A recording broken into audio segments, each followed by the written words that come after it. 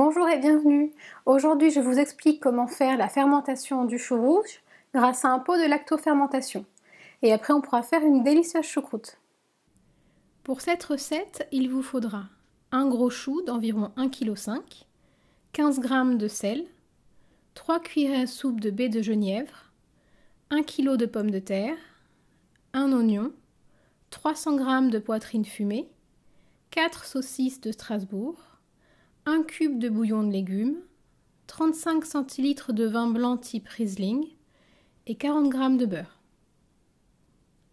Il vous faudra également une planche à découper, un gros couteau bien affûté, un bac gastronomique, un coupe-chou manuel, un pot de lactofermentation et un pilon. Coupez le chou rouge en deux, puis coupez-le en fines lanières à l'aide d'un coupe-chou.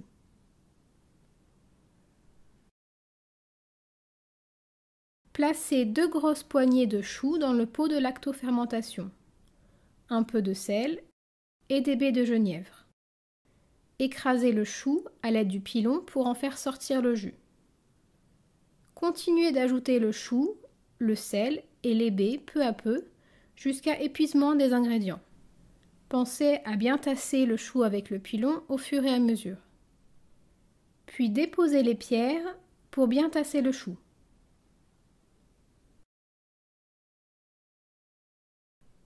Couvrez d'eau à hauteur. Refermez le bocal et versez de l'eau dans le joint d'eau. L'eau va empêcher l'air de rentrer à l'intérieur du pot, mais laissera sortir les gaz produits par la fermentation. Laissez reposer le chou 3 à 4 semaines dans une cave entre 15 et 20 degrés. Ainsi fermenté, le chou peut se conserver 1 an à température ambiante. Pour faire la choucroute, sortez le chou du bocal. Rincez-le sous un filet d'eau froide pour retirer son amertume. Pelez et coupez finement l'oignon. Pelez les pommes de terre et réservez-les dans un saladier d'eau froide pour éviter qu'elles ne noircissent. Faites chauffer le beurre dans une grande casserole. Ajoutez les oignons et laissez cuire 2 minutes. Ajoutez le lard et laissez cuire 3 minutes de chaque côté. Puis ajoutez la moitié du chou, les pommes de terre. Ajoutez ensuite 2 grandes carafes d'eau et le bouillon émietté, le vin blanc et le restant du chou. Ajoutez de l'eau à hauteur si besoin, couvrez et laissez cuire 1 heure sur feu moyen.